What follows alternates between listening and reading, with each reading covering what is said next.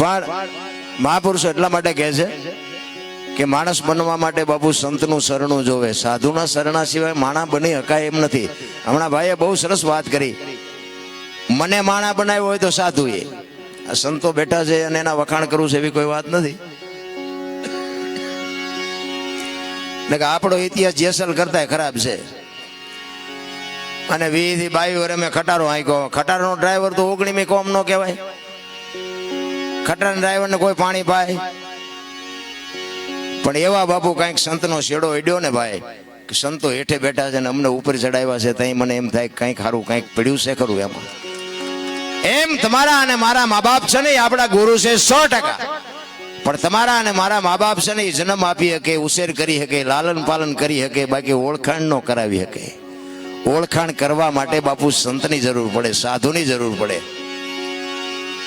મેં નગર કોઈ દી કાંઈ સીતારામે નથી કર્યા ને આપણે મંદિરે નથી ગયા ને ક્યાંય પગે નથી લાગ્યા. પણ સમય આવે ને વળાંક મારતા ન આવડે એને માણા ન કહેવાય. સમય આવે ને વળી જવાય. મહાપુરુષો એટલે કે છે એક કચ્છનો બારવટીયો બાપુ આ કાંઠે બારવટીયો હતો ને આમાં કાંઠે ગયો ને સંત થઈ ગયો ને આજ દુનિયામાં પૂજાય છે.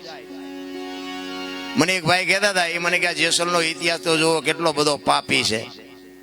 આ દુનિયા ડફોળ નથી કે આવાની સમાધિ હું દર્શન કરવા જવું હોય. મેં કીધું મને એમ લાગે દુનિયા ડફોળ નથી પણ તું હું બે ડફોળ હોય એવું લાગે છે.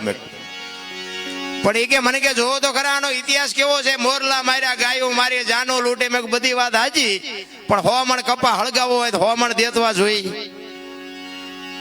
તો કે ના 100 મણ દેતવાનું. મેં એક બાકસની હળી હોય તો હળગી જાય ને.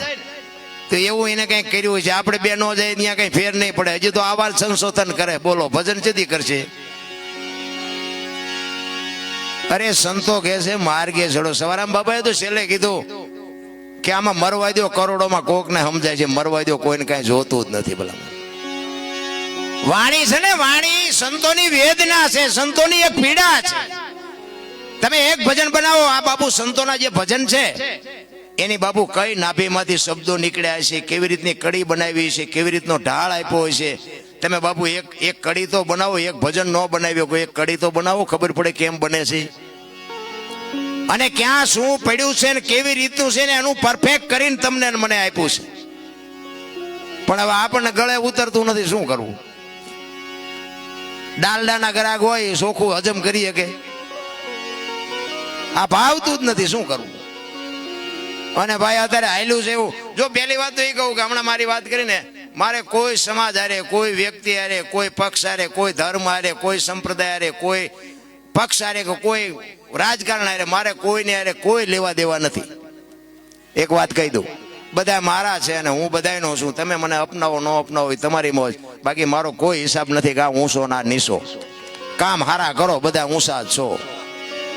દુનિયાના બૂસ મારવાના બંધ કરી દો એટલે ભગવાન તમને ઊંચા જ કરાવે. ઊંચા નીચા જેવું કઈ છે જ નહીં. આ તો અત્યારે બધા મનાણા છે, એમે આમ ને એમે આમ ને. કૃષ્ણ પરમાત્મા બાપુ મથુરાની જેલમાં જન્મ થયો ને પછી વસુદેવજી ગોકુળમાં મૂકવા ગયા કંસની બીકે. કોઈ આવકાર ન આપ્યો. આયા નહીં, આયા નહીં. એ તો અત્યારે બધા પુણ્યમું ભરે. તેથી એક બાપુ નંદ બાવા આહિર નો દીકરો બાપુ એને કીધું કે ભાઈ આવો, હવે જે ઠાકર કરે એ સાચું. એમ નામ નો રે બાપુ. લોઢાના સણ્યા આવવા જેવી વાતો છે. ભજન તો ભજન છે. એક ગોળ બંગાળનો રાજા ગોપીચંદ ને 92 લાખ માળવાનો ધણી ગોપીચંદ બાપુ નાવા બેઠો ને એને ખબર નહોતી અડધી કલાક પછી મારે બાવો થવાનો છે. વિચાર કરજો. એની માં મેનાવતી રડે અને એના આહુડા પડે અને ગોપીચંદ જોવે કે માં ગોપીચંદ જેવા દીકરાને તારે રડવાનું હોય. તેથી માં એમ કહે છે કે ગોપીચંદ જેવા દીકરા હોય ને રડવાનું ન હોય, પણ બેટા તારા બાપની કાયા તો તારા કરતા હારી હતી. દુનિયાએ દિવાળી મૂકી દીધી, કંઈક કરી લે મારા બાપ. આ ફેરો ફરીને નહીં મળે, એ કાંઈક કરી લે. એક જ શબ્દ બાપુ માનો કાળજું ફાડી નાખ્યું ગોપીચંદ નું અને તરત જ બાપુ કાટ પગથિયા ઉતરી ગયો. ગોળ બંગાળનું રાજ મૂકીને બાપુ સાધુ બની ગયો. કંઈક તો નક્કી થયું હોય છે ને. આપણે ઓલા માગણ આવે તો ડેલીઓ આડી કરે. હવે શું તમે ગોપીચંદ થવાના હતા? મહાપુરુષોએ આપણા આડું હાવ હલકું કરી દીધું. આપણા ઇતિહાસ છે ને કે દીકરો કાપ્યો ને બૈરું આપ્યું ને હોલાની ભારોભાર માટી આપીને બધું કર્યું, આપણે કંઈ કરવાનું નથી. મેં કીધું એમ કોકના જો બૂસ મારવાનું બંધ કરી દીધી, દીકરા જ કાપ્યા છે, કાંઈ કરવાનું નથી. કેવલ નામ આધાર. બાપુ મહાપુરુષો કહે છે કળિયુગમાં નામ સમો વડે કોઈ નહીં, જપ તપ તીર્થ ને યોગ, નામે પાતક છૂટીએ નામે.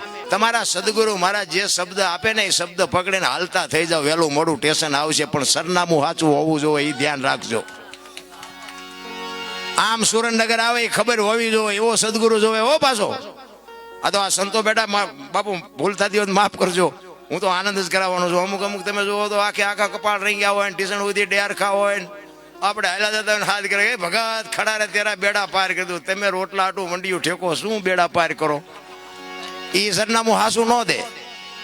એવા કોઈ સમર્થ બાપુ સંતનો શેડો જ્યારે અડી જાય ત્યારે બાપુ નરમાંથી નારાયણ થઈ જવાય.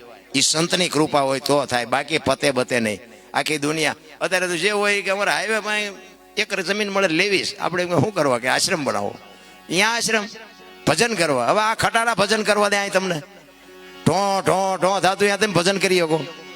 ભજન કરવા દો બાપુ. ડાલા મથા હાવત ગીરમાં જ્યાં ડણકું દેતા હોય ને, ત્યાં જે સાધુડા બેઠા છે ને, ત્યાં જે તુહી તુહી તુહી જે તાર લાગ્યા છે ને, ઈ તમારી મારી મોજ કરાવે છે ભલામણ.